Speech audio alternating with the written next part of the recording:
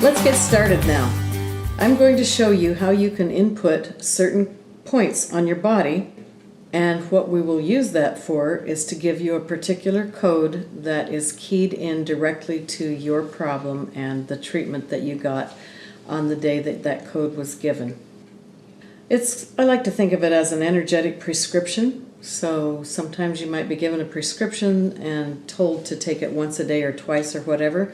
Well, your energy code will serve as an energetic prescription that will update and continue your treatment via using that code.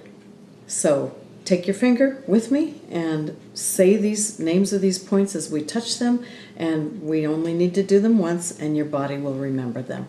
So we will start right here by placing a finger between the eyebrows and say, this is third eye.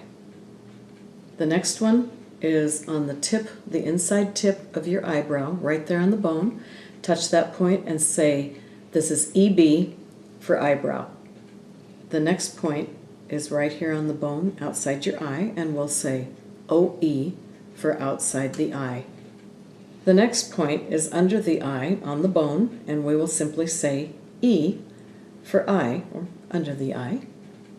The next point is right here under your nose, and it is UN for under nose, and then CH for chin. Your collarbone has a little indentation right here. Go to either side where your collarbone sticks out, and then drop down about an inch where there's an indentation. You can do this on either side, it doesn't matter. Sometimes I choose to do both. Say C for collarbone. After that, take the 4 fingertips and place them about 4 inches under your arm. And for women, it's right about even with your bra strap, and simply say A. This point is for under the arm. The next point is the liver point. Take your fingertips again, place it right beneath the breast at the top of the ribs, and just say LIV for liver. Okay, the points I have to show you next are what we call the hand points. We begin right here at the base of your thumbnail and on the side. So if you take 1 finger or 2 and put it right there on the outside of your thumb and say TH for thumb. Then IF for index finger. MF for middle finger.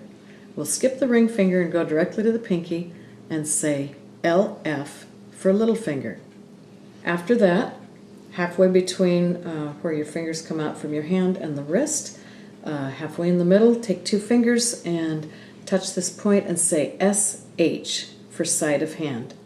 The following point is what we use instead of the ring finger. It's just down, and if you look at these 2 knuckles right here, the indentation right there, and follow it right down between those 2 tendons, and you can just touch that point, and this is what we call the gamut point, or G50. So you can touch this point and say G50. What that literally means is that when you say G50, it is the same as literally tapping 50 times on that point. Okay, now I would like to show you a sequence that we call the 9 gamut sequence, or when it's given in a code, we simply refer to it as 9G. This is a very handy sequence that you can actually use for stress reduction. We're going to go through this sequence, and after this, when you're saying a code, you can simply sum up all of what we will be doing when we input these points and go through the sequence by saying 9G. If you want to use it for stress reduction, you might literally go through all the steps that we're just about to go through. Okay, while you are continuously tapping this point on the gamut point, I'm going to have you go through a number of activities that will actually balance the hemispheres of your brain. Frequently, when people become agitated, we find that they're working more out of one side of their brain than the other, and that keeps their brain from working in a balanced way. So it's a really good thing to bring those hemispheres back into balance, and that's why it works good as a stress reducer. Okay, while you are tapping that point continuously, first of all, your eyes are wide open. Next, your eyes are closed. Then I want you to look down hard to one side, and then down hard to the other side. After that, I want you to pretend that there's a big round clock in front of you and start at noon with your eyes way up there, and then around to 3 o'clock and down to 6 o'clock, up to 9 o'clock and back to noon. Now I realize that you're facing me, so I'll be saying it backwards from what you're doing, but first of all you can go clockwise and then we will go in the other direction. So let's start at noon again and go down around 9 and then 6 and then up to 3 and back to noon, so that you will have made a circle that way and a circle that way. Finally, we will finish it up by doing a sequence of humming, counting, and then returning to humming. Humming is a right brain activity. It is a creative activity. Counting is definitely left brain.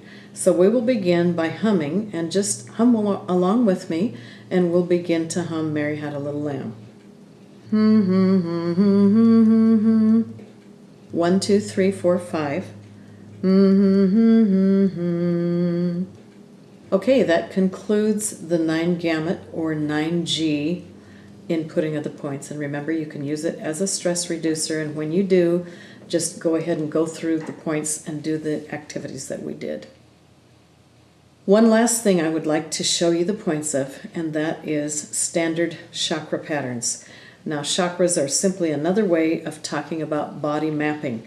You will notice that the points I'm going to show you now are all on the midline, the center line of your body, much like your central nervous system and your spinal column. We will begin by holding our hand just slightly above our head, and that is the halo point. Then lower your hand literally onto the top of your head. That point is crown. Then put your hand on your forehead, and that's the forehead point. The next point is on your throat. Just place your hand on your throat. The next point is the heart point, and it can be right in the center of your body. Beneath that is the solar plexus. Beneath that is the pelvis, and I may be out of camera view, but you know where your pelvis is. And finally, your tailbone. So you can put your hand on your tailbone, and then that concludes the standard chakra points. We have 2 different standard chakra patterns, and the points are mixed up in a different pattern on each one. And usually when we say our prescriptive code, our personalized code, we will end with 2 chakra patterns, generally, not always, but generally speaking. You have put in the points. You are ready to go. So go to the Getting Started area, explore a little bit, and when you're ready, just let me know. I look forward to working with you.